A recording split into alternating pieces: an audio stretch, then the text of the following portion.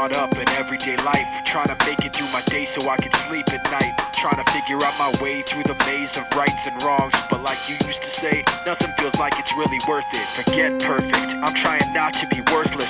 Since I last saw you, I've been looking for a purpose. Well, I met this kid who thought like I did. He had a weird way of looking at it. This is what he said: slip out the back before they know you were there, and at the worst you'll see nobody cares.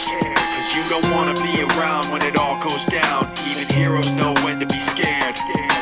Slip out the back before they know you were there, and at the worst you'll see nobody cares. Cause you don't wanna be around when it all goes down. Even heroes know when to be scared. Now, I don't remember where I met him or remember his name, but he walked funny like he was just too big for his frame. Just over 5 foot, but he weighed $150. And what he said seemed so right, it stuck with me. Listen, it's like poker, you can play your best, but you gotta know when to fold your cards and take a rest, and know when to hold your cards, hold your breath, and hope that nobody else is stacking the deck. Because I don't need to tell you that life isn't fair. It doesn't care, it arbitrarily cuts off your air. And like you, I want someone to say it's okay. In the truest part of our hearts, everybody's afraid. We're just underappreciated and overwhelmed, fighting so hard to hide our fear that we're scaring ourselves. You understand what I'm saying, cause you always did. But it's different in the words of a cowardly kid who said, slip out the back before they know you were there. At the worst you'll see nobody cares. Cause you don't wanna be around